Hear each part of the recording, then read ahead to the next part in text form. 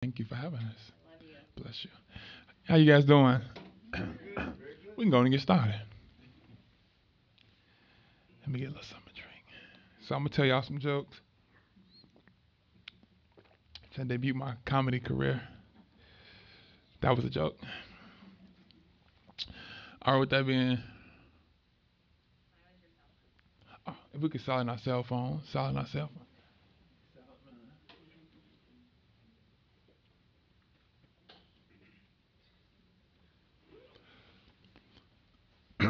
How you guys feel? So good to see our youth in the house. Let's clap it up for our youth. That's what's up. Everything we do should be for the next generation. With that being said, my name is Minister Stretch Sanders. I think all those are familiar with who I am, but if you don't know who I am, my name is Minister Stretch Sanders. I'm the founder and president of All Shades United and the Black Church for Human Rights. I am a human rights revolutionary. I've been in the movement for Black lives and the solidarity movement since I was 19 years old. I got in the game in 2014. I didn't know too much about what I was getting myself into or what I was signing up for, but as time went on, as time progressed, I realized this is what I want to do for life. What I do is dangerous. What I do. What I do is very dangerous, but it's something that's necessary. I think that we all should be more involved in taking risks, especially if those risks can change lives. With that being said, I believe in a slogan that's old, it's 50 years old, but it has a type of substance that is still relevant today, and that slogan is all power to the people. For some, that may sound strange. That may be a new slogan. But what that means is who you are as a person. I believe, especially being a minister, that God, the Creator, has given you power. And it's up to you to use your power to empower not only yourself, but somebody else. Some of us have power based on race. So when you say all power to the people, it's not that you just saying power to yourself, but you're saying you're taking your power and your privilege to give it to those who don't have power. If you fall into a group of color, when you say all power to the people, you screaming your black power, red power, brown power, yellow power, demanding your power. And as we all say all power to the people, we're empowering each other. So with that being said, if I can get a call and response, all power to the people. My youngins, can I get y'all to say it with me? All power to the people. That's right. All power to the people. Y'all guys like y'all mean that? Can I get one more real strong? All power to the people. Ooh, I like that. Y'all believe in yourselves. That slogan is so important because we live in a world that's study telling us that we don't have power. Especially if you are a woman, if you are a woman of color, if you are a black male, whatever you are, if you are a poor white male, whatever you do, there's somebody in your ear that's telling you you don't have power. So when we say that, that's something we take serious. I say it all the time. You know, it's like a greeting. People say, hey, people say all power to the people. Because to me, that's better, you know, because it's actually uplifting. I think that's what we need to do. But I just want to truly first say thank you to the Happy Earth Market. Let's give them a round of applause. Thank you to all those who assist, whether you are an owner or not, but those that keep this space going, to Sam and JR and all those that play a role. We truly appreciate you guys for having not just me, but all Shades United in the house, as well as the community and the people, various communities, because without the people, what I do and what you do is not impossible. You can't really serve yourself. You got to have somebody to serve. So we are servants of the people, servants of our communities, and to have a space where we can come to share, to get to know each other, to understand each other is truly an honor. So I'm blessed, humbled, and appreciative to be here on tonight. We may be small in numbers, but we are big in spirit. And I don't get caught up in quantity, I get caught up in quality. And I believe that those who are here today is here for a reason. It's a wonderful and a beautiful quality in the room. So give yourself a round of applause for being here. As we celebrate, well, first of all, I want to say that I think it's amazing that you have people who are white that want to say we want to celebrate Black History Month. And I know a lot of black people will say, well, it's our thing and it's our thing, but we have to get caught up is that we can't change what we don't know. And we know that the history has always been told from a white perspective. It's been watered down, it's been washed, to say whitewashed, it's been tossed around, and a lot of lies have been perpetrated through the truth. But when you have people that say, who are of European descent, that say, you know what, we want to move forward, but not just move forward with this act like the past is in the past, but let's actually go back and get the education, because that's what's going to change things. Because you can't love what you don't know, and you can't love who you don't know. And to know somebody, you have to converse with them to understand them. We use the word love as like a word, like just love people, but to really love somebody, you got to know them. To really have that type of love, the way we love our family is different than we love the person on the street. Even though you should still treat them the same, but it's not going to be the same level of love. But when you have times when you take time to know each other, to get to know each other, to study the history, you get to see exactly who we are. I think in the black community we're misunderstood because our history's never really been told.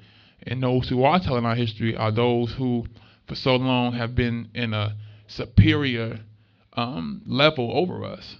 So how can you tell the history right if you have the power to narrate the history based off how you feel comfortable? So when I found out that there were, groups and this is what inspired us to do All Shades, but there are white people that actually want to end racism. It's inspiring, because we do feel that where they at, because it's one thing to come out to a protest and say Black Lives Matter, but you got to show us we matter by getting into the history. You can go to a protest and go back home. It could be for the show, but when you go back home, are you watching Emmett Till and the Black Panthers and reading every book? Because at the end of the day, black people are the first people on earth. So you can't study Earth and say Mother Earth and study the rocks and study the sun and study the moons and dream catchers and not study those who you come from. So I think it's wonderful to know that you guys are really intrigued, and it's not just for show, but you truly want to get to know the other members of the family. I don't use the word race, the human race thing, because I think that we need to embrace diversity. There's many races.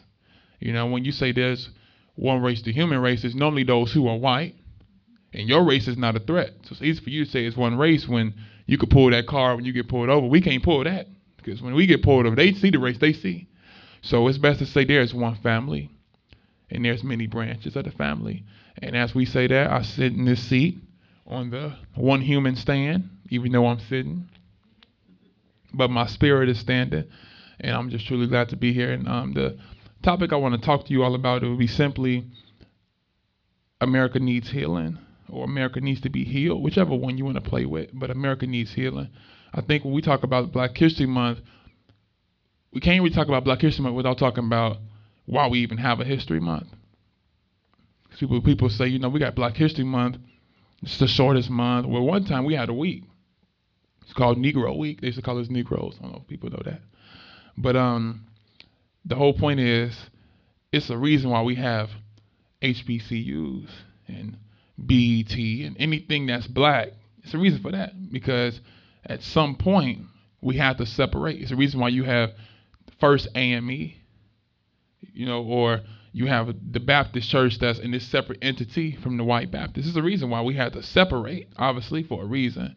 So that being said, it's a disconnect. When you see what we're going through right now, you can still see that we live in a sick society.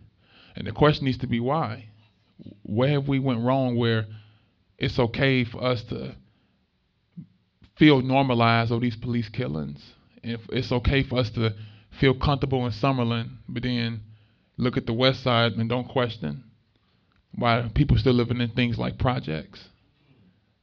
This thing we have to ask ourselves: when you go to Summerlin, you see Ultra Foods and LVAC and Planet Fitness, but you don't see that on A Street. You don't see that on J Street, D Street, nowhere on that side of town.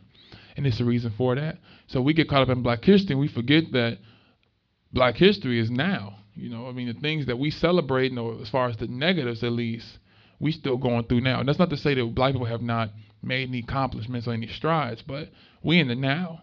We get caught up in we came a long way. That makes you comfortable. And that makes you think that America is healed. We had a period of 8 years where we thought we overcame. And that wasn't, and not to denounce our former president, U.S. President Barack Obama, but that was not a true form of healing. That was a Band-Aid. America's still sick. That wasn't even a remedy. That wasn't even medication. That was just a Band-Aid for what it is. And now we see what we have now with U.S. President Donald Trump.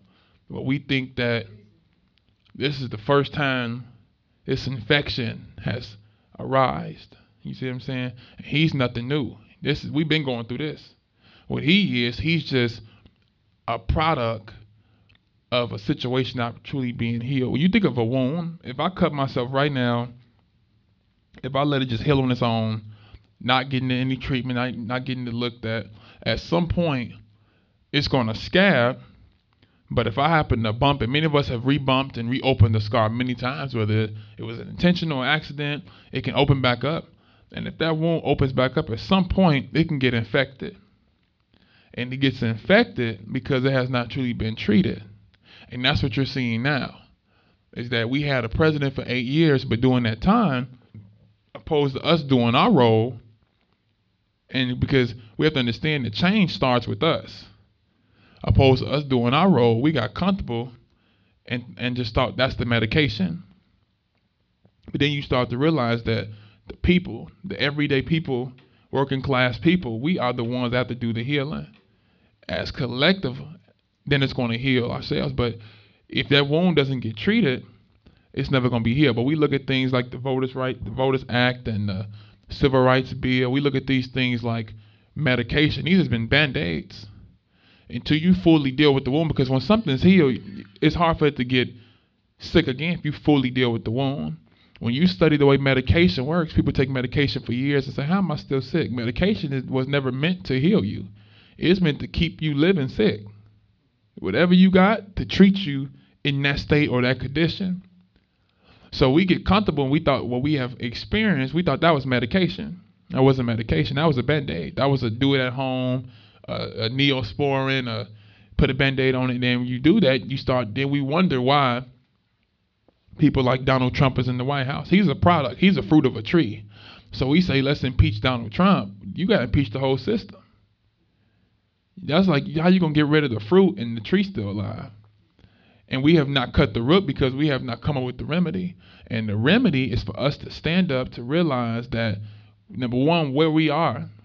Because until we realize there's a problem, that's the first thing, is to realize we have a problem.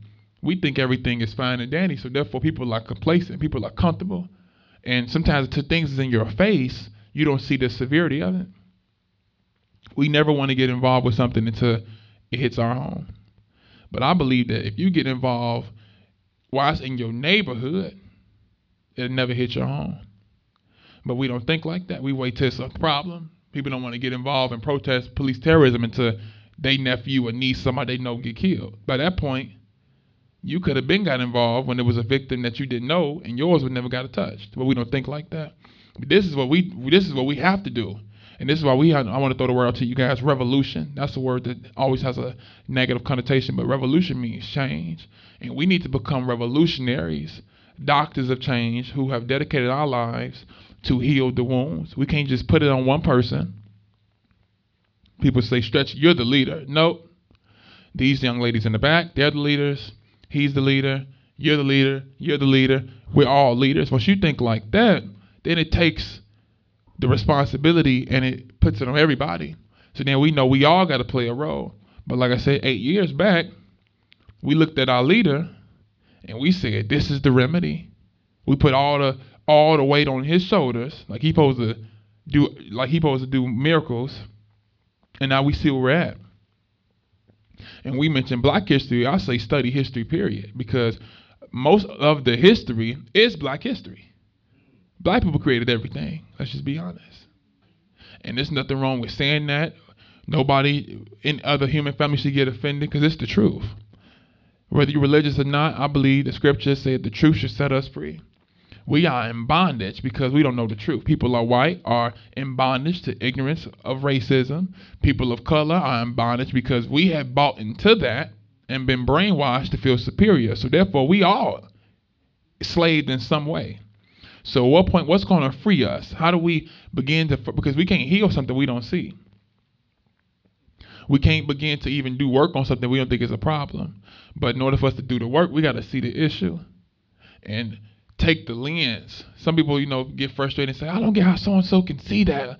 It's right in their face. I say, you got to understand that, especially for our community, you're not going to wake up overnight. And it's the same thing for the white community. If your whole life you've been taught in some way that you are superior. And I always say that everybody white is born racist. When I say that, I get some slack. Oh, that's not true. I grew up what I mean by that is you may not have been part of the Klan. I'm not saying your father was burning crosses.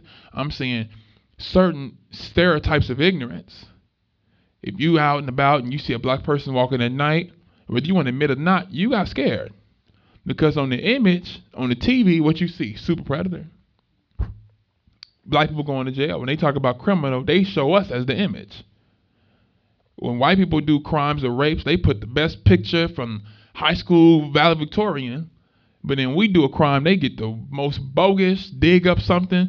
Even when we get killed by the police, they will bring up purposely a picture from the past. Like he was smoking weed, he got suspended. That don't got nothing to do with him getting killed, walking home with a hoodie on, Skittles and a tee.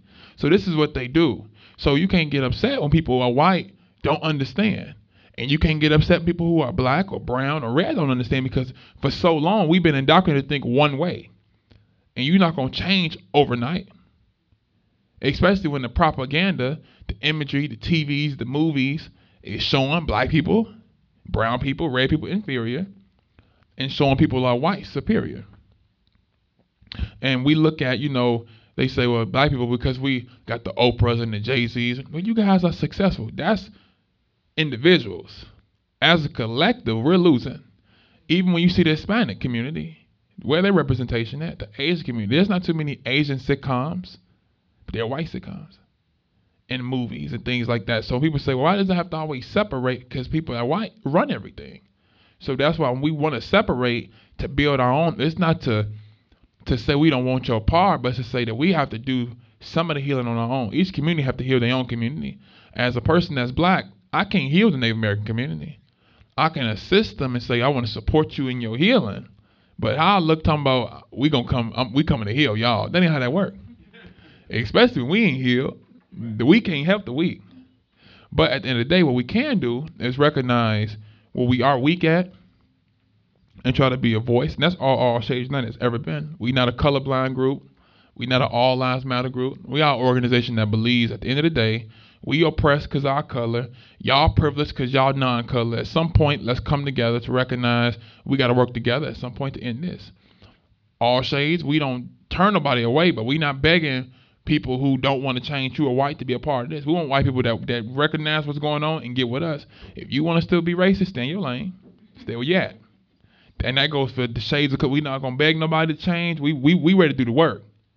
So with that being said, we have to look at the responsibility of ourselves. Don't view me as the leader. Don't view you as the next person, but view yourself as the leader. Power to the people. There was a quote I seen with Tamika Mallory. Right on. Tamika Mallory, she spoke at the women's convention. I don't know if you guys, if ladies especially, look Tamika Mallory up, but she had a quote where she said, look in the mirror. Don't look to the left. Don't look to the right. Look at yourself. That's the biggest thing, is that change has not took place because we looking for somebody to save us. Nobody's going to save us but us. And that goes in wherever group you in. You got to do the work yourself. And that's what I did. And that's why, when I was 19 years old, my mama could tell you. My mama and Amari could tell you, because they seen the old Stretch to me now. And I was not what you see now. I mean, I always been pretty much fly. But I wasn't, I was a hot mess, as the young people say. But when I decided to get in the movement, I don't know why I wanted to get in the movement, to be honest. It was like an epiphany, like I got to get involved. I think it's because I recognized that some things you got to do yourself. And when I got in the movement, I didn't have, some of my friends that's getting in the movement are lucky now because everybody's already set, in their respective places. I got in by myself. And eventually, moms came on board and everybody came, and started to say, let's, not because I'm on board, but because they saw the vision themselves. But when I was 19 years old, it was very difficult because Vegas is a city, and there's no disrespect to Vegas, but Vegas is a city that's really rooted in, it has a revolutionary spirit, but it's so overshadowed by reactionary. And reactionary is somebody basically that jumps on a reaction. We protest for that day, and after that day, there's no follow-up. You come out when the cameras is out, basically. Whenever the light out, you out. But when it gets dark and when we having meetings like this and when it's time to have events like this, there is nowhere for you to be seen, but you want to come out when there are 1,000 people coming out. That's a reactionary. A revolutionary is somebody, whether you come out with me or not, my mama know I was going many protests by myself. That's why to this day I don't mind solo, because at the end of the day, I have to recognize I'm not in this for nobody. Whether you come with me or not, I'm going by myself. That's to be the mindset of people who are white, because when you are white and you denounce that you want to end racism, your own family may denounce you. Like, oh, we can't get with them. They trying to uplift communities of color. When you're a community of color, we've been so indoctrinated with this slave mindset, people are going to look at you like, man, just come on. We good. And that's because we're looking at these Band-Aids. Stretch, we came a long way. We got this act and this bill and the president. And I'm not saying we ain't made no strides. We have came a long way. But don't settle for the long way. We got a longer way to go. And if you're not seeing, the clock's turning back. I was part of a screening of the movie Detroit. And everybody came out the preview and everybody was saying, oh man, it make me feel, good to know we came a long way. Because, I said, we in Detroit right now. What is you talking about? We've been executed the same way. It's even worse now because it's being recorded. So guess what? We taking in that trauma. See, back in the day, you would read about it. Some folks seen it, but most of the time you heard a man was lynched or something like that. We actually seen this. When we see people get shot on camera, we taking in that. We don't understand what it's doing to our psyche. And this is why when we get pulled over, we panic like that, because it's like, it's one thing hearing about it and seeing it. So I let people know that don't get so caught up in the past.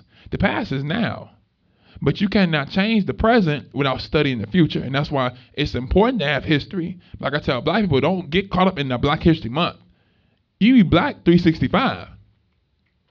To our white allies, let's not just do black celebrating or honoring your black family during February. Let's do something like this every month, because it's not going to change overnight. 400 years and 1,000 years and centuries of you being taught you white and superior, that ain't going to wake up in those 28 days. So we all got to look at it like, when it comes to healing America, we have to first recognize the problem. What's the sickness? Recognize who's causing the sickness. When your country is founded with the genocide of one people and the slavery of another people, and then this type of treatment does not get better, but it changes. It disguises. The names change. Opposed to saying slavery, then we using stuff like black codes and Jim Crow and mass incarceration, and then opposed to Native Americans being killed, you see the Standing Rock. So it's changing. They attack them, now they getting their water. So the same thing that went on then is going on now. So we have to recognize that as doctors have changed, we gotta heal. You don't go to a hospital and see a doctor that work one time a week. Most of them doctors barely get home. Am I lying? No matter what doctor you are, you gonna work hours. So we can't be we can't be the opposite of that. We have to be the same way. Overtime. People say, you guys don't never, talking about all shades, you guys don't never sit down. We can't sit down. Because while we sitting down, guess what? The system is still moving. The plots are getting worse.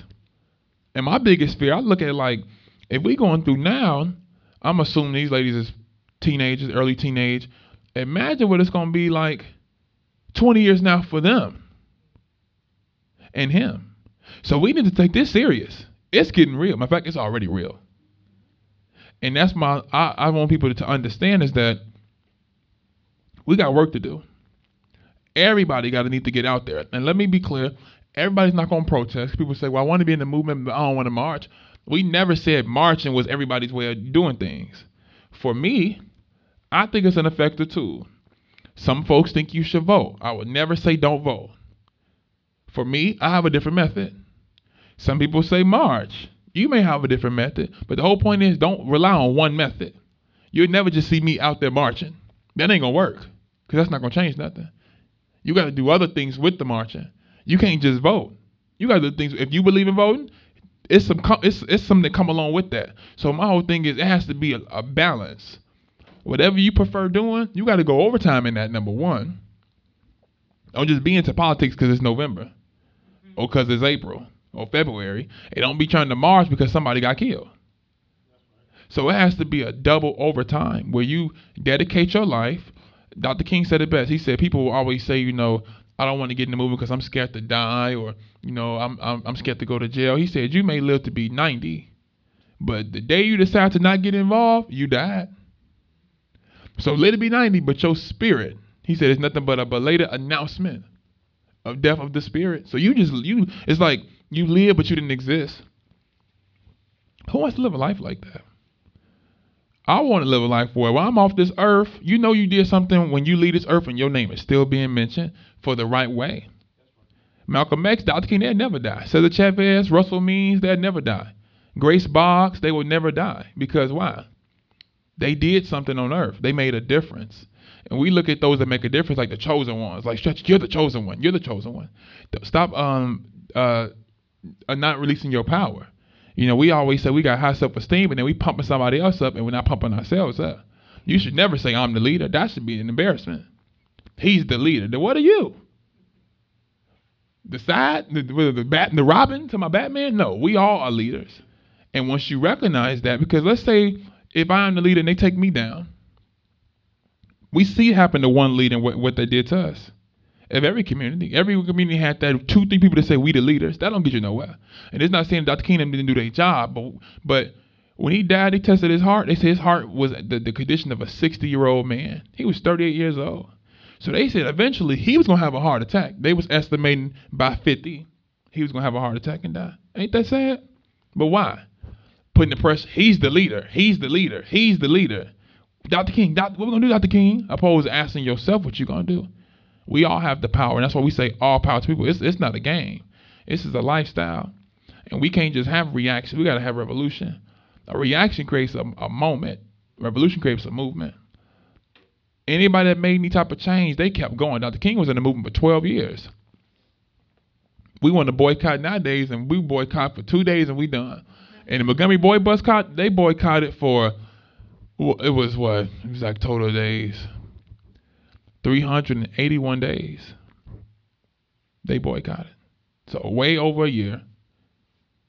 And they was walking. We scared to get in the movement now, and we are truly privileged.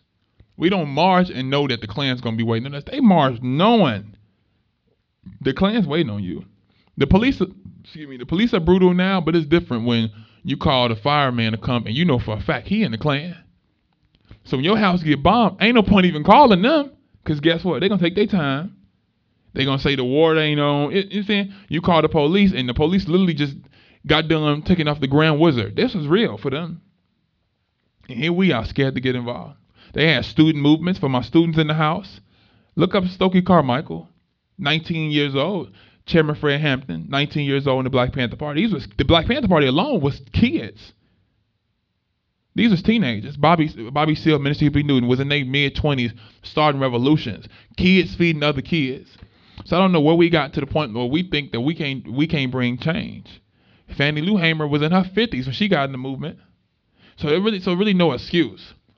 You could be Fannie Lou Hamer in your 50s and get involved, or you could be a Chairman Fred, 19 years old and get involved. Little Bobby Hutton, 16 and get involved. So that's my whole point. I want us to recognize that we all have the ability to change. I don't care whether you red, white, black, brown, or yellow, get involved. But if you are white, you have more so like an obligation. There's no real ands, if, buts about it. Like I always say with me, I think at this point I have an obligation to use my voice to uplift women.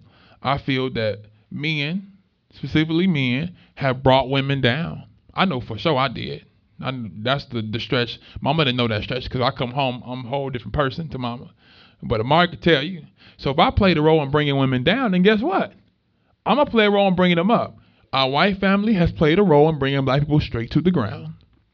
So therefore, you have a role to lift us up. When my sister Fran, she always calls black men trash, I can't get offended because it's the truth.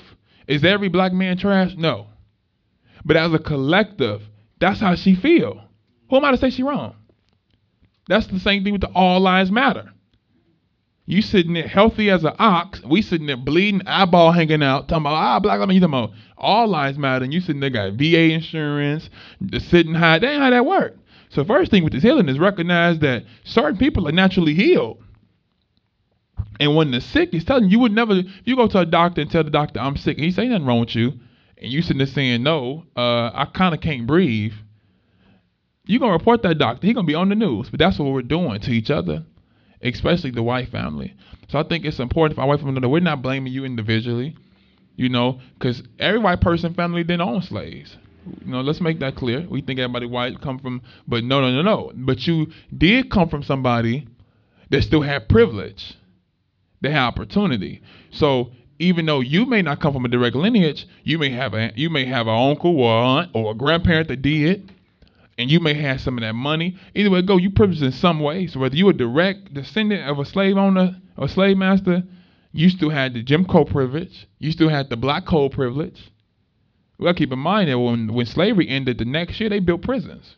This was not a coincidence. So even though you may not have been a descendant of that, you still came up in some way off the back of black and red people. So we not ever blaming you as an individual, but we are gonna blame you if you don't get involved and you continue to turn a blind eye. And it's the same thing with people of color. Okay, we can say all day long, the odds is against us. Yeah, we know that. But at this point, let's turn these odds around. At some point, we got to stop playing the blame game and let's really do something about it. I'm a talker. I'm a talker. I'm a doer.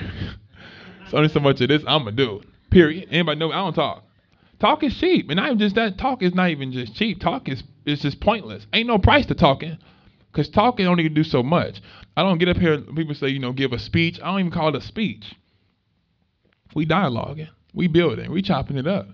To give a speech, even no offense to people that may call me this, but I would never identify myself as a motivational speaker or empowerment speaker. When I see these things that people that dress themselves like that, I'm just like, I would not call myself that, because number one, that's once again me making myself feel like I got power over you that you don't have. I can't motivate you.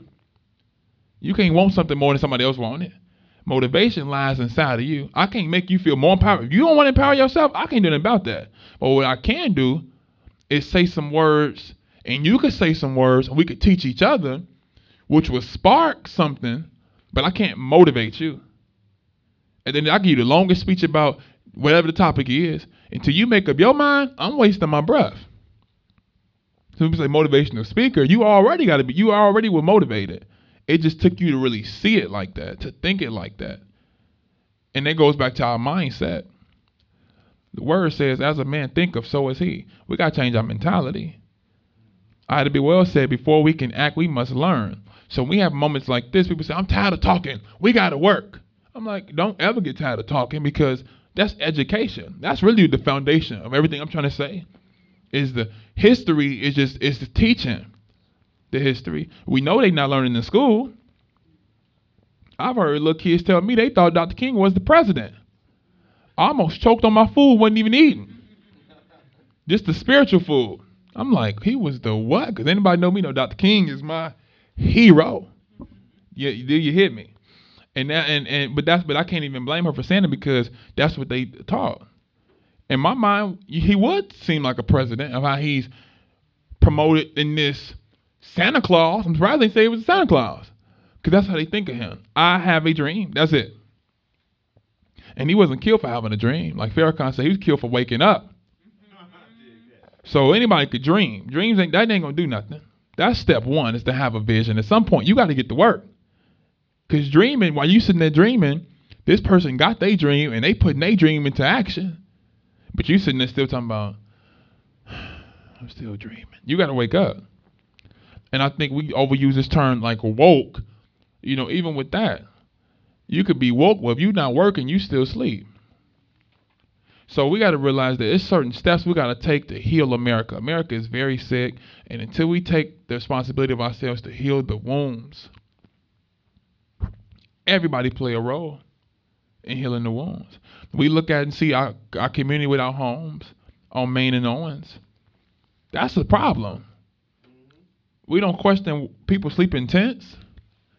How can we even go to bed at night even feeling good? I don't even sleep the same no more. Every time I lay down, I'm like, man, I feel bad. It's a bad like, whoa. But I also feel good in the sense to know that I'm doing something to help.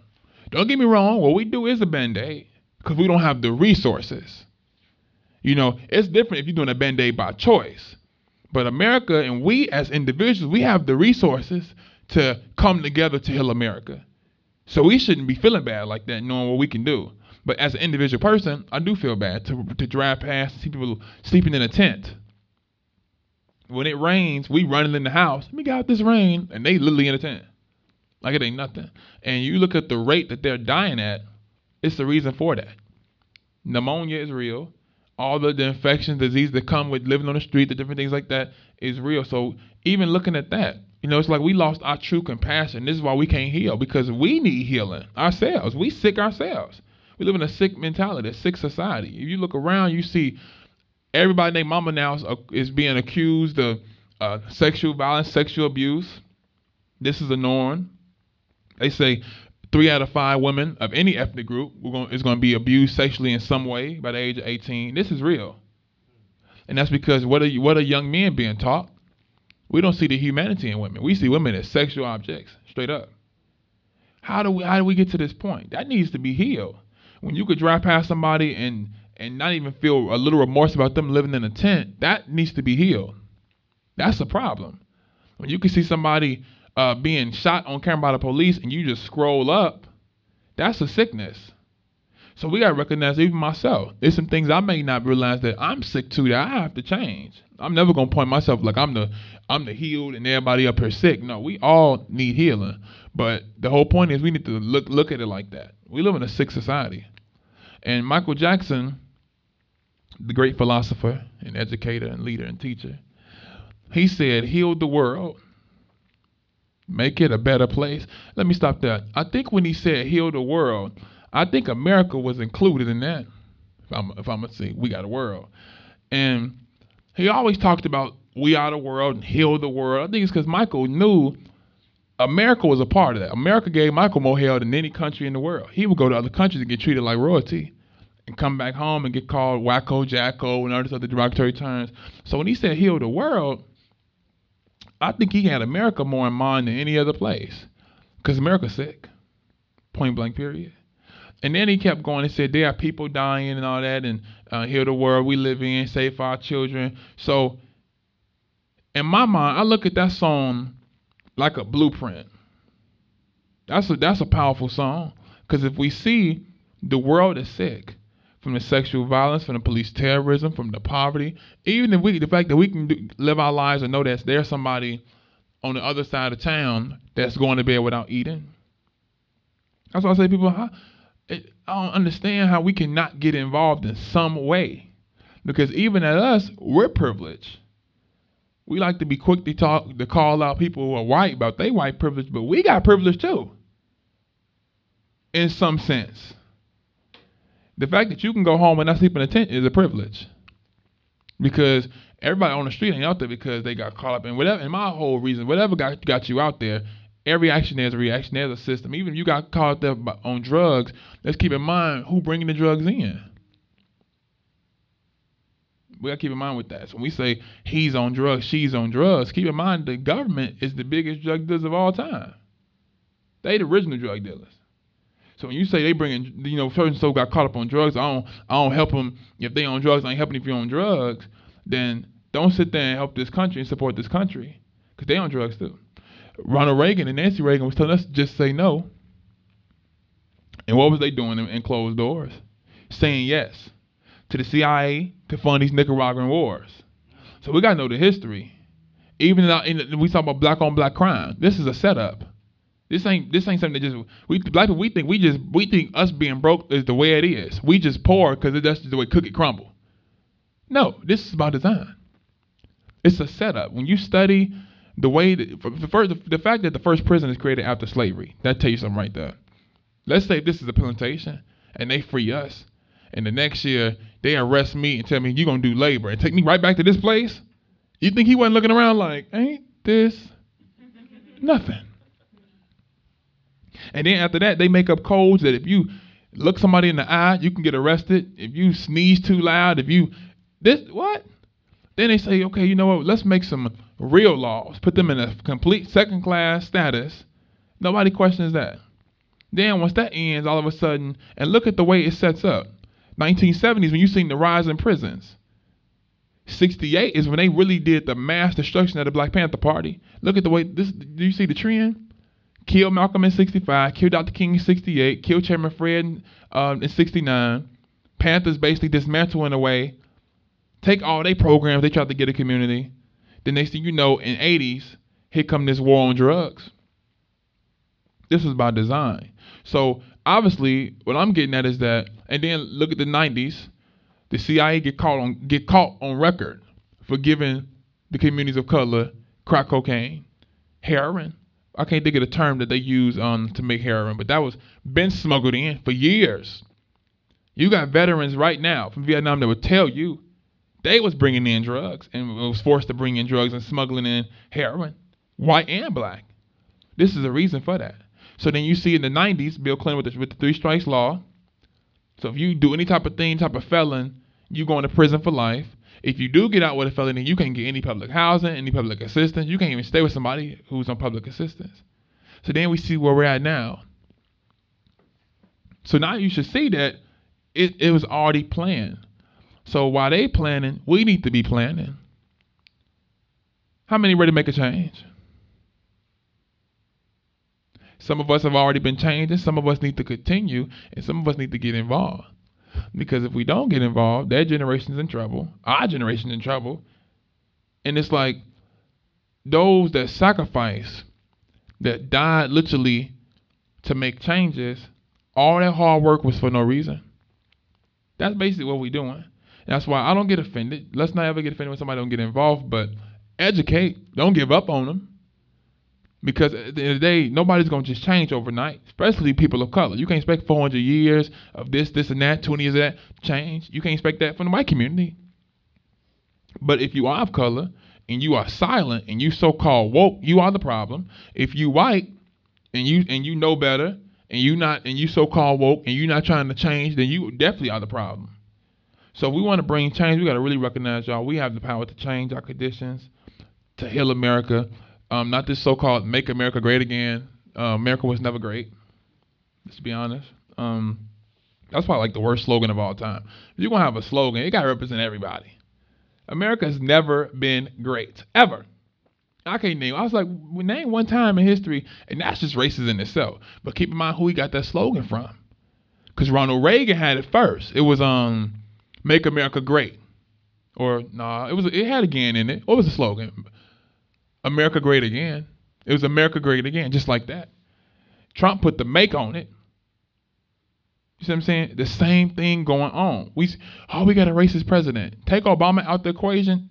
Every president we basically had, in my opinion, has been racist. Not because they white, because of the work. Bill Clinton wait now to say I made a mistake. You're a million black men and women too late, pal. It's kind of late for that. So unless you release us, that's making an atonement. They make marijuana legal, people still in jail. So we have to be understand. Don't get caught up in tokenisms. That's a band-aid. As we're gonna be doctors, we got to recognize true healing and something that's just a pacifier when it comes. So I want us to all be encouraged and to recognize that change ain't gonna come easy. Anybody that's organizing in this city know it's like pulling teeth. It's hard because the support is not there, but that's okay because we don't do things for support. And that's when you determine if you're really a revolutionary or reactionary. People know I'll march by myself. I will protest by myself. I'll do anything by myself because I have a mission. When you get in the movement, you get in married to yourself, to the mission in yourself, and the mission is where the people are. But you're not gonna say, some people say I go to protest, but I'm gonna see if my friends will come. That wasn't me. I never told Mari one time to come to protest with me, because I knew at some point she'll come around. But I can get focused. This ain't no party. Come, folks, let's go to a protest. I couldn't do that. I put the word out. We got a protest. We doing. People come. You don't. You do. You don't. But like I said, if you're not gonna protest, that's fine. But those in school, especially my youngsters, I'm talking specifically to y'all, with the role that y'all play, with the language we use. It's not okay. Every race is using the N-word now. No go. You know what I'm saying? We have to realize that we have a power calling ourselves B's and H's. This is in every ethnic group. That's a no-go. So it's certain things that we can do to change the condition. We in a rush to go to college, which is beautiful. I'm still trying to keep the struggle with school. But recognize that your degree means nothing. You ain't helping the people. And that's what happened. We have these successful individuals that's not connected to the body. What good does that do? You got a degree, nobody cares. Because guess what? With your degree, we're still not eating. We're still on the street. We're still in tents. And I'm not knocking anybody for their degree. Because like I said, I'm trying to get my degree. God knows I am. But I'm getting my degree for the people. It's the difference. Everything I do is for us. People, that may sound like cliche, but it's the truth. You can't be selfish in this movement. There's no iron movement. Michael says iron win. Michael trip. But at the end of the day, there's no iron team. There's no iron revolution. Well, yep, yes it is. Too late. Well, take the I out of revolution and put yourself there. But we have to recognize that we got to do this together. For our kids, use y'all voice. Recognize y'all got power. I heard somebody say, your greatest power is the power to vote. What are you telling them? That they powerless till they 18? Stop. So therefore, your greatest power is your voice. These kids, other kids get bullied. When y'all gonna speak up and defend them? When y'all gonna tell somebody? When y'all gonna say, oh, we ain't doing the bullying thing? Kids taking their lives. America needs healing. We live in a sick society. From the bullying, from the sexual violence, from the Me Too. It's like we're taking pride in having movements. You should be embarrassed to say we got to start a movement called Me Too. What is this? No disrespect to the Me Too. I'm not saying don't use the slogan. I'm just saying we get caught up in the trend. Black Lives Matter became something that was like popular. You should be embarrassed to say Black Lives Matter. As much as we contribute to this doggone world, we still talking about we matter? Turn these lights off. Like old girl on the video, turn these lights off, take that the stoplight, the stop sign, the couch, the floor, everything we have created, and we talking about we matter. Where they do that at? You see what I'm saying? The Native community, the land, they talking about red lives matter. The brown community, as much labor they put in, that's not okay. We shouldn't be talking about we matter and we are contributing to this society. So we have to recognize that we want America to heal. We got to heal ourselves. Change ourselves. People say, "Church, you're going to change the world." I'm never trying to change the world. I'm trying to change myself. If we all in this room said 1, 2, 3 change, the world would change. Would it not? Like Michael Jackson said, heal the world. He meant heal myself. Heal you. If we all heal ourselves individually, the world will change. America's sick, and because America's so sick, other countries are copying the pattern of America. Keep in mind that those who came to take this country over came from where? Other places in the world, right? So the sickness ain't just here, but we got to focus here, though. Certain things, the bullying, the Me Too movement, the sexual violence, the police terrorism, we got to end that. We can't just always focus on certain things we want to focus on. People in the movement, and they fighting for this issue, but then, like I said, people on the street, and that's what make us different. We're servants of the people. We're not protesters. We protest if we got to get down with that format. But at the end of the day, we're servants. We here to serve. Because only so much of this y'all can hear. You can't hear me talking on an empty stomach. Who wants to hear that? You sitting there, no, you got to go back and sleep in a tent. Talking ain't going to impress you. You want a job. So we got to become doers. Scripture says be doers, not just a talk. You can have a faith, you can believe all you want, but if you don't get involved, things will stay the same. Right on? So as we continue to move and to revolutionize, let's recognize our power. Let's continue to be a voice for the voiceless. Let's stand for the sitting. And let's get inspired. Let's get encouraged. Some people say, I feel like giving up. And I'm going to be honest with you. Has there been times where I wanted to throw in the towel in the movement? Of course. There's some moments I say, this ain't worth it. Organized folks that don't want to be organized, putting your life on life, people that don't even worth their own lives, let alone my life, that gets frustrating. But I say, you know what? You're not in it for them. Because if we in the movement for other people, I'd have been got out a long time ago. For real. I'm not in this movement for nobody in this room. Of course, the idea of you, the existence of you, but not you as a person. It's not personal.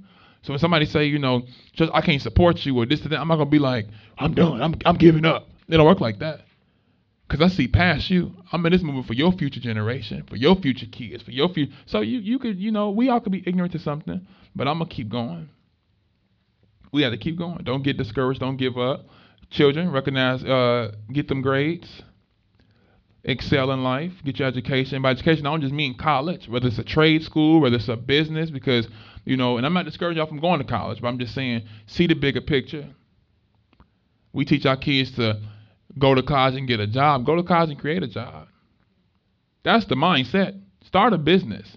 When I was your age, my mom could tell you. I didn't view it as a business, but I've been a hustler my whole life. Fourth grade, I'm gonna tell you this last story and I'm done. My play granddad gave me some school supplies, and this is how I knew that it was in me. Mama didn't tell me to do this. I stapled them sheets of paper. She was mad because she was like, "You ain't using them for yourself. What are you doing? You're in school." But I took the piece of paper, and it was like the school supply was really for like a adult. It was like staplers. What kid need a stapler in fourth grade? But I saw that as like, hold on, ain't this a thing on my teacher desk? So and so, you want a stapler? They was like, they was looking embarrassed to buy it because it's like, this is a student, but you need that stapler. Your stapler been in use since you became a teacher 20 years ago. Buy the stapler. So of course I ain't understand money, so they was getting over on me. Sold a stapler for like $1 that was worth at least 10, right? But I've been doing this since I was a kid. Candy, everything, T-shirts. It ain't nothing I ain't sold besides drugs. But I sold it all. Got the college. Mama told me to quit my job because my grades were slipping. So I'm gonna send you these. I can send you these earrings. I think she was being funny. I said, send these earrings. She said, I sent them earrings. She said, but what you sell, you keep. My mama make women's earrings, handmade. I said, I could keep all the money. She said, yeah. When you realize you can keep all the money, see, because I probably been a little lazy if I got cut her in. One thing was, I didn't do my employees good. In fourth grade, they still talk about how I had employees and I didn't want to pay them. I came a long way, but I wasn't business savvy at the time. I took them earrings. I had some professors. I ain't gonna call their names, but they know they went and bought them earrings on the clock. She teaching. She was like, turn y'all books. I said, I got you. I was coming to their class. My class done with. I'm at the door waiting on them like, I gave a couple IOUs, like, you get paid on Friday, don't you? Come back and see me. I'm coming back. Remind me. You think I'm not? One thing about me, you owe me money, you gonna know. Good morning, send you the $sign. And I came back, and that just lets you know that I always had an entrepreneurial spirit, and it starts young. But also, I had a good tree. So it's important to recognize where you come from. But whether I had this tree or not, or you had a good tree or not, it's still in yourself. Don't use what you didn't have as an excuse. I didn't have a father in my life. I'm not going to use that as no excuse. It played a difference. Don't get me wrong. I'm not giving him no pass. But in the day, we got to be determined to move past obstacles. We got a heart being people of color. We know that. You got a heart if you're a poor white. We know that. But at the end of the day, at what point we're going to say we got to move past this and get this thing rolling. So I want you guys to always be encouraged and to serve and to recognize that All Shades United is an organization of the people. Whether you a member by registration, we all Shades United. That's how we feel. We serve to people. We believe in our own communities, but we believe in neighbor love. If my grass is cut, there ain't nothing wrong with cutting yours. But I gotta take it home first now. Can't have home looking jacked up, toe from the floor up, make you want to throw up, and I'm cutting your grass. It don't work like that. But it could be a balance. And if you know you got the better lawnmower, white family, come cut my grass while I come out the house. Help me out. That's what we mean by solidarity. That's what we mean, guys. So always be encouraged, stay encouraged, and remember America needs healing, but you are the healer. So every time you leave out this room, recognize that when I wake up, the job I do is a little stressful because you work around people. Anytime you work around people, it's a stressful job because you got to make sure you keep yourself intact. So when you got a bad day, you got to check that. So if you in customer service, retail, you're a teacher, you got to make sure that you keep yourself together. Whatever you got going on at home, it ain't this person's fault that you came in here to get their job, to get what they want to get. But I flip the script. I say, well, when I go to work, I want to make sure I can make somebody's day brighter. That needs to be the mission. When you go to school, kids, they ain't doing good. Kids, they ain't wearing the best clothes. Or don't talk about their shoes. Give them your shoes. That's privilege. That's how you take your privilege and empower somebody else. We talk about this kid got a hole in his hoodie, then give him your hoodie. That's the kid I was. Mama can tell you. I've always been a servant because I recognized we was privileged. And once you recognize that, it do something to your spirit. Serving is good. I get joy out of serving. I hate receiving gifts. I like to give. You know what I'm saying? Because it's like, end of the day, and I know some people feel that it's like, what do you do when that person feel the same way? Like neither one of y'all like, I don't want to receive nothing. But hey, that's how I feel because sometimes if we get caught up in greed, we give in to somebody that already got everything and forgetting these people on the street with no clothes and and no socks and no underwear, essentials they don't have, and we sitting there getting caught up in shopping every 2 weeks. So recognize that we got the power, guys, to heal ourselves, to heal each other. And once we do that, I believe the world will be a better place. And don't get discouraged. Don't get caught up in the support. But recognize that whether people are going to support you or not, you got to do your job. We all play a role. From the kids, from the young to the older. It's never too late to get involved. All you got to do is find out what's your calling in life. If your calling going to be we call them boots on the ground. It's like the military of the movement. That's what the protesters are. We the line of defense. We come out when it's time to go to jail, and that's our move. But some people are, behind the scenes. They make a good flyer. They make a good poster. We need that. They're a good spokesman. Everybody don't have the gift of speech. That's fine. But you can get down on some flyers. You can make a website. You can make a T-shirt. Or you can just do one-on-one dialogue. People are comfortable talking one-on-one. We need all of that to create a movement. So once you recognize that why you were created to do, why God made you, or the creator, whatever you call the universe, whoever created you, why they created you, then you can really do some change and you can really do some healing. Right on? May God bless you. Thank you for the opportunity, loved ones. Truly appreciate you all. All power to the people. If you want to, we do a quick Q&A. If not, then we can close out. Any questions? My man right here, you got a question? Okay, I'm gonna give you a question.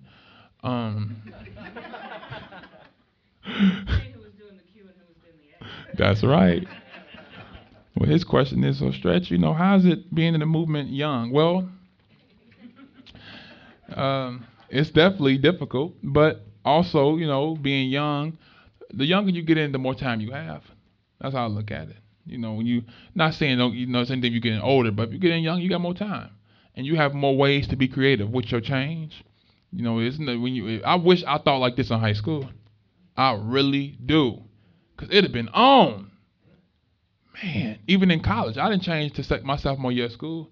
And even then, it took me coming home to really birth into, my mind. But I wish, hey, you can't go back. But what I can do is put that experience to you guys. Come to school, when you come to school and they realize, man, this kid ain't like no other kid. While your friends talking about going to spend money, you talking about how to make money, how to start a business. Or you say, opposed to talking about kids that got on clothes, that the clothing, say, well, let's go in and give our money and buy them something. If kids thought like that, that'd make kids want to go to school. But when you embarrass, you gonna get talked about. You know what I'm saying? Then it builds this like, I don't want to be a kid. We took kids, not even kids no more. You know what I'm saying? It's like, and don't get me wrong, I used to talk about kids, but it was friendly. When I would see a kid getting upset, we call it bagging, flaming, frying, playing the dozens, whatever. When I would see a kid getting upset, I would back off. And I never was the aggressor. I was the kid when they would say, look at this old tall, lanky. I go, don't do it. That was their warning. I'm not what you want. And when they keep on going, I'm going to dunk on you with the words. But I wasn't a bully, though. I was a kid that would invite the kid to come to school with the long trench coat and the black boots and the black nail polish and the long hood on his head. I'm like, hey, my man, come sit with us. For real. We go out, every kid, every group. From the Gothics, from the rockers, I was cool with everybody. Because I recognized the humanity in people. When I want to go to school, my first day of Vegas was so awkward when I walked in and sat by myself. And I wish somebody would have said, come sit with us. They ain't invite me to their table. So I said, you know what? When the table turns, once I was my sophomore year, I was basically, at that point, I was Stretch. You know what I mean? The new kid that come in school, I'm the first. Come sit with us, bro. The kids that are a little delayed, that may be special needs, they sitting by themselves. Use your power to say, man, come sit with us. I have friends say, what are you doing, Stretch? I'm like, are you kidding me right now? These kids need to, come on, what y'all doing? You know what I'm saying? Or the kids that run, and you have some kids that they get to running, they talking to themselves. We sitting there laughing at them. I'm like, what are y'all doing? How you doing, gentlemen? So I'm like, opposed to laughing at these kids who may not be on your level, use your privilege and your power to pull them kids at your table. And once I did that, change is contagious. Love is contagious. We forget that. You do one love act, you teach somebody, like, next time I'm gonna do that. You can't do what you don't know, but when you see it, you gotta get on board. And next thing I know, I have friends before I could open my mouth. Hey, we start knowing their names. Jonathan, y'all come sit with us. And the other kids, like, they sitting with the, I'm gonna say what they say, the slow kids. We look at them like, call them slow one more time. They like, dang, what's wrong with y'all? And it changes things. You know what I'm saying? We recognize our senior year. We came to school with this. Any seniors in the house? Somebody's a senior in high school? No. What grade y'all in? Sophomore. Okay. Once y'all become seniors, I'm gonna just give you a little taste. When you become a senior, it does something to your ego. I'm gonna be honest. After 3 years of being at the bottom of the barrel, come senior year, it's on. We're really junior year. Because by that point, junior year, you kind of familiar with the school, but you humble because you like, I got to come back. Senior year, you come back, and every day is the last of that day. This is my last first day of school, my last first of this, so your ego chests out here. But we had a good mindset. We say, you know what? Let's use this power. When I got to Dixie, I recognized that how they viewed me as this stretch. We would go to parties, they'd say, hey, party closed to dudes in front of us. I walk up, and they say, Stretch, y'all come on in. I said, all right. Hey, come on. They with you? Yeah. I don't know, these dudes from Adam. Next thing we know, we in the party. So we all have ways. Even that type of journey, that's still an example of how you can still be influential. It's really important for the kids because y'all set the pace about being game changers. Any more questions? Yes. You talked about kind of your question. Pretty much bringing awareness to white people or people who have privilege of their privilege. I understand the incentive of that, but how do you get people to understand the incentive of taking the time to understand the privileges that they have, and what that means? What leads people to that conclusion? So the person that wants to recognize their privilege, I would think that if I want to teach somebody who is privileged, let's say like a kid to come to school and he's not wearing the best clothes, and I'm sitting there suited and booted, my form to teach them to let the kids that's doing the bullying recognize their privilege over this child, but say, man, look, recognize what you have, what you do, this parent, this income you have. Look at your clothes. Because sometimes you can see it. Sometimes we choose not to see it. It's like most white people, I think it's in denial because we want to live in this world like it's peace and love, which it can be, but most times you can see something ain't right. When you go in Summerlin, you can see a difference. So it's like when you go to the other side of town, and it's also how you say it. Your approach is everything. Some people are white, they're in denial because they feel we're making them feel guilty. I was going to say, it's not about you feeling the individual guilt. It's about you recognize you just play a role in that. When my sister friend would call me in trash, I would get offended at first. And I understood. Well, everything she's saying is kind of the truth. In a sense. Most of these Me Too's, these women talking about Me Too against a man. So at the end of the day, you can't sit there and be like, even though I can say, well, men be in touch too. Yeah, but that's a very small percentage. So it's like, we kind of gonna get to the point where we stop feeling guilty and stop blaming ourselves and realize at the end of the day, don't get mad while she's saying it. Change so she can stop saying it. You say the man she's talking about men is trash. I say, you know what? Well, let me be the man and show her something different. Because she's saying it because she ain't seen a man that's worth nothing. Every man she's seen has been trash. So you can't knock them for that. So I think we recognize the privilege is just about letting the person know, like, look, I'm not knocking you as an individual, but you got power. And try to find a way to explain that difference. When you white, I say, look, my man, look at the statistics of white people being killed by police and black people and brown people.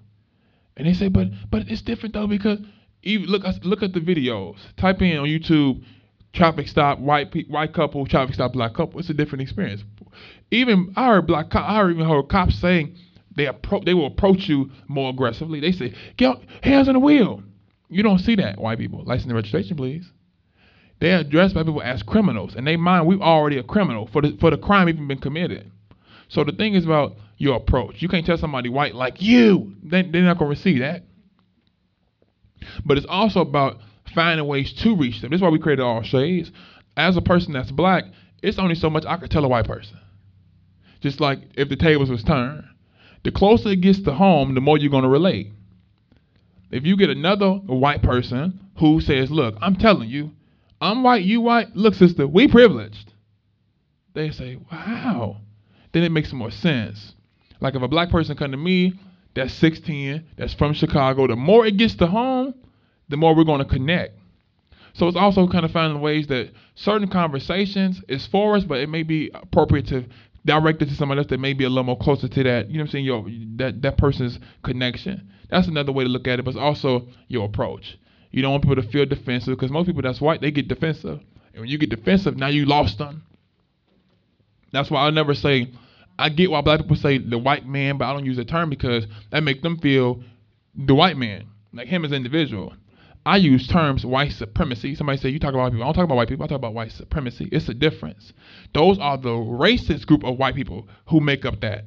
That's not saying all white people are bad. You are good and bad in anything. But at the end of the day, it's saying the makeup. People say, the black church is not active. The black church has dropped the ball. That's the truth. I can't say to be like, stop saying that.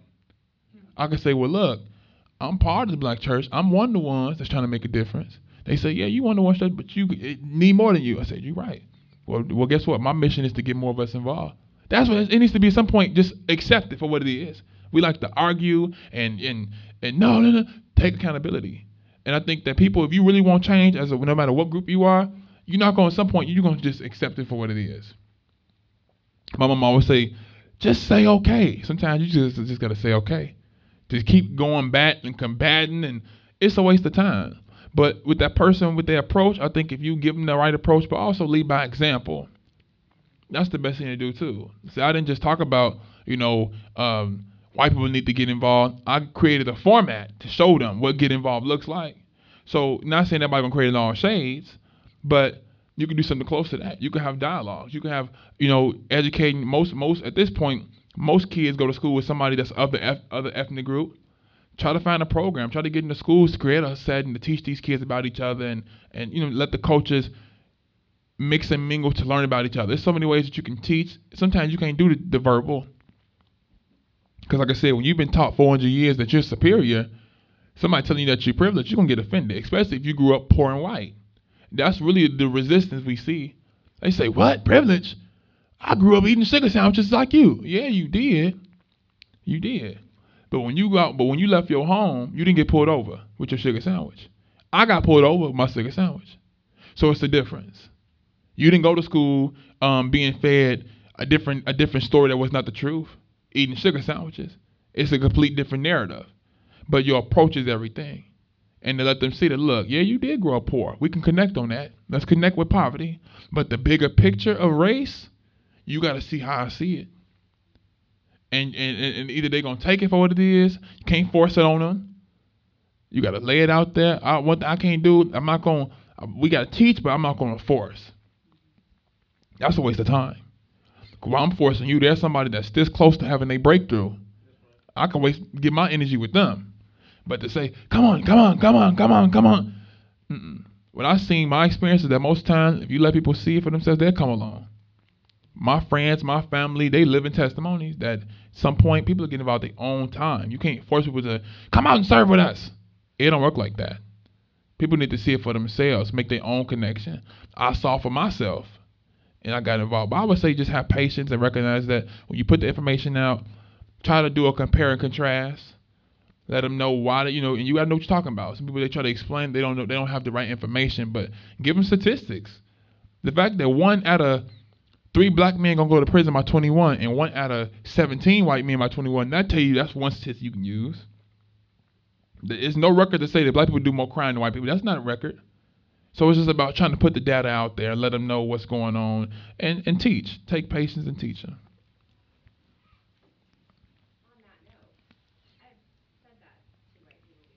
Mm-hmm.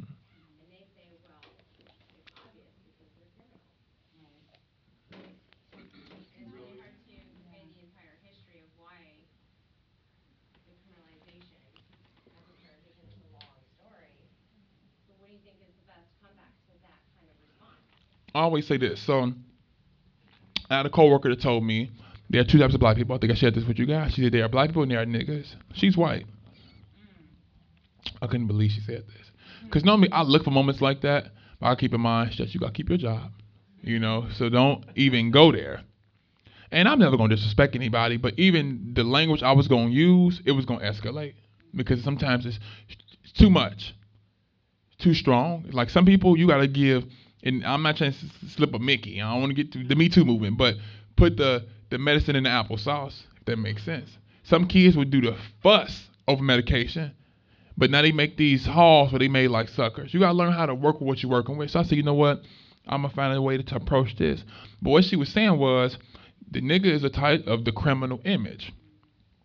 I said, okay, sister, even if that's true. She said, and black people like yourself, smart, intelligent, educated. I said, okay, I'm put it like this.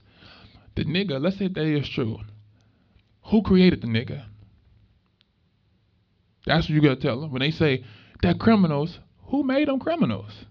You take a people and you rob them of their knowledge of self, their knowledge of their God, their self-esteem, their love for self, bring them to a strange land. Black people was not taught English. We learn English out of fear of our life to survive. They learn a tongue that's not their native tongue. You bring tribes. They brought black people all over Africa from different tribes that didn't get along. Forced tribes with different tribes. Then put them through a second-class citizenship and still fearing them. Then you give them guns and drugs. See, a lot of white people don't know the history of the CIA giving us guns and drugs. They don't know that. Built these liquor stores, built these guns and drugs. Most Arab stores or corner stores don't even check IDs. They let kids buy alcohol young as 12. Tell them who built this. Once they recognize that we built this image, we created the nigga. There's a saying that says God made America and America made niggas. When we mean America made niggas, we mean white people made niggas. So let them know that you sitting there talking about they criminals. For every action, there is a reaction.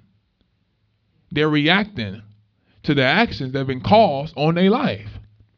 Of course, you as a person, did she create? No. But the collective. And most time when you hit him like that, once I told her that, I said, but you made that image. She was like, did you do the go backs and take the Pringles? And she wasn't ready. But I was really trying to find the best way because I can't get upset at that. I get it. I feel you got people. I've been in the stores. Most white people tell me things that's really amazing because I'm the cool black guy. I'm the token one. It's like he's smart, he's educated, he dresses nice. Yeah, Stretch. And they say things that I'm like, you must not know who you talking to. So they get caught up because I don't use every slang word in the book, and I'm not yo my nigga yo. I'm not talking like that, which I used to, but I'm not talking like that. So when they get hit, I let them know that's the type of black image that is a product of our destruction. I'm the new black man. That was the old black man that was killed. You dig what I'm saying? So when they hear me talk, I'll let them know I'm black here. So I'm about to check you. And then once they get checked, they say, all right, Stretch. Well, yeah. So, and it's like, it's not to offend them, but you got to get on them. She said, well, you got two different type of whites. You got white trash. I say, but that's something that y'all took control of. We didn't come into trailer park and say we're going to make white trash. You created the nigga. That's a fact. So therefore, that's white trash. That's between you and your people. I'm not ever going to call you white trash. I'm going to do with that. But this nigga image, there are two types of black people. I said, no, there's one type. There's a type that you created that we ain't claiming. Do you understand? And then you have the type that we really are, which is the rich people on earth, people who created the civilization, people of kings and queens. That's the black people I know. This other stuff you talking about, but I don't know about that, sweetheart.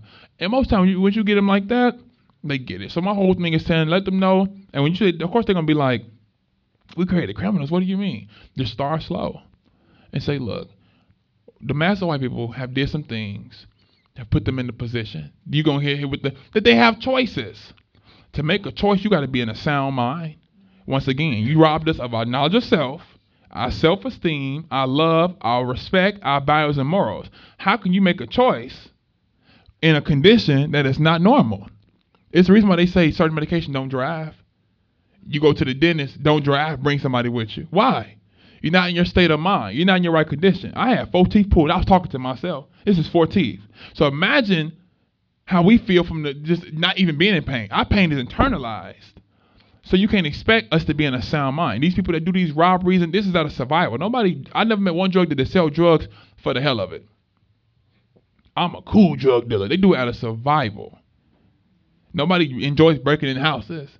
Of course, they making the choice, but my thing is, I don't get down on the puppet. I'm looking at the puppeteer. What's put them in the position to do what they do? That's all you gotta tell the white family is that look, you may not have, but we as a collective, like when this sister says black men are trash, I gotta step back. So let me examine men, not just black, but all men. What have we done? Yeah, that's trash. Yep, that's trash. Yep, that's trash, trash, trash. Yep, we trash. Pretty much. Am I trash? Absolutely not. But the collective, and I'm comfortable with that. At first, I was not. I'm like, dang, can she stop going off on men? But I get it. It's real. So it's like at the end of the day, we got to recognize it ain't personal. You can't take this thing personal. People tell me, well, Stretch, I'm a white. There are some black people that don't want to work with me. I say, don't get offended. You got to understand why. For so long, some sisters, brothers tell me, what they need a women's march, what they need a women's gathering, what they need a women's circle. There's so many women groups. What y'all need to have a women group for? I say, I get it. You got to understand. They need healing. You can't always heal in the midst of people that have done the damage. You got to have your separatism at some point. You can't get offended with that. Nothing wrong with that. All I ask at some point, just let me help out. People tell me, Stretch, I get it. But we still want to contribute in some way. How can we contribute? I said, well, come to All Shades United. And that's what it is. Yes, ma'am. Something what you're saying here. I don't know if y'all picked this up, but a lot of these dialogues that he's talking about having, he's asking questions. You're not going to be able to say, you need to think. A lot of people need to think, they really do. But they're not going to go there. But if you can say, where do you think this kind of person came from? They got choices. What do you think those choices are? Asking people questions, you're going to get defensive sometimes. You can't ask them a whole lot of questions. But if it's somebody in your life that you're just seeing a little bit every day, ask them a different question every day. If there's somebody in your life that you tell they've got a good heart, but they haven't been able to push past the white supremacy that's systemic in his culture, maybe one day you want to ask them something like, don't you hate it when you go into a store and the sales clerk follows you all over the place? If that's an honest white person, they're going to go, really? That doesn't happen to me. So, and again, it's tough, and it's putting a burden on y'all, and if you don't want to pick it up, I'm not here to tell you to pick it up. But if you do want to reach out, sometimes questions will make you look better, because it makes them have to think. I totally agree. And when you do that, you kind of force a conversation out of them because racism is uncomfortable. People say, Josh, we got to move on.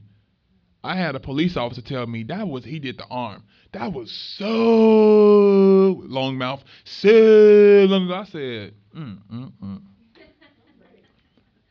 And this is a Hispanic brother. It really hurt when it's a person of color because it's like, my dog, for real. Then the black cop go, brother, we killing ourselves more than the police killing y'all. I say, whew. I can't even whistle. I just did this anyway. Whew. Then I say, you know what? I get it. And it just goes back to the education. At the end of the day, what happened in the past, the healing. We want to move forward, people still hurt. It don't work like that. It's one step at a time. What are we in a rush for? We've been getting oppressed forever. People of white have been superior forever. Let's take our time and let's get this thing together. If we all really in this room dedicated for change, why are we rushing? It seems like all the revolutionaries are in a rush to make change, but the people that's doing the damage is taking their sweet time. They setting the clip up right now. What the next movie is. So it's like we got to realize that at the end of the day, if the history is negative and it's in the present, you can't move on. It's one thing if we really feel black people have accomplished as a mass group, and you can say stop bringing up the past, but we can't say that because it's still going on now. So you got to ask some questions, like he said. I hate it, or say go even deeper. I hate when I see black people that get killed by the police, and that's so awful. Let me see what they say.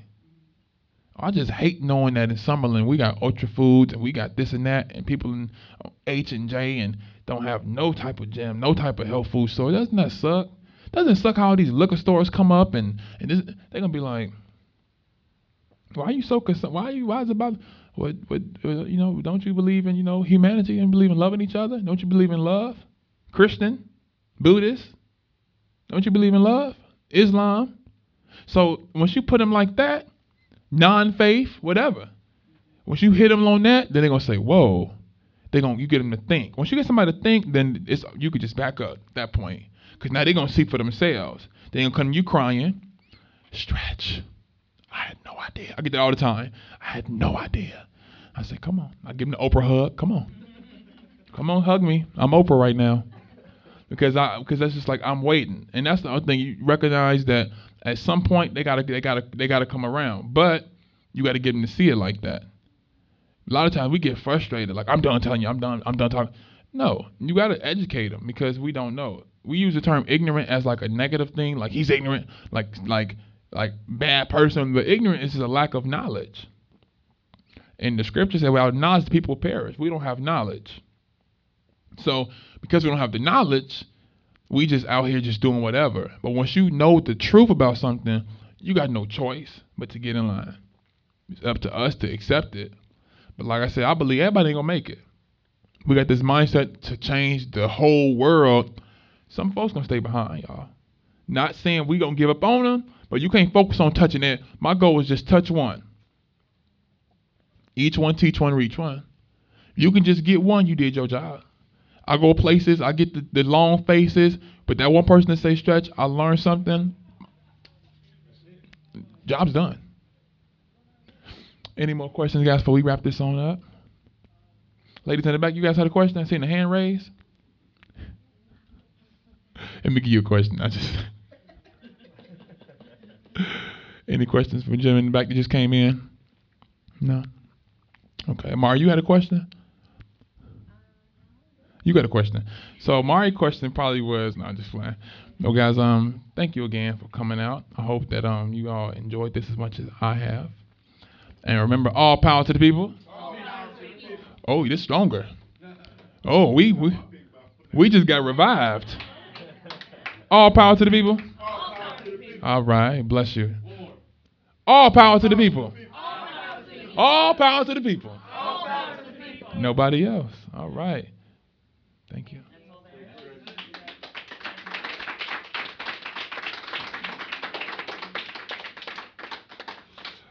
Y'all want to hear a joke? I ain't gonna lie to y'all. I really wish I was a comedian. Hey, 1 second, Stretch. Hey, let's give it to JR back there. Hold the sound. JR. Also, guys, we do have all shades buttons going for $5 if you want to support. Put the record out, All Shades. We are an organization that supports us, so we appreciate them opening the doors to support us. But everything we do comes in our people, so if you want to support buttons, appreciate it. If not, we keep them on hand, and hit me when you can. Thank you again, guys, and all power to the people.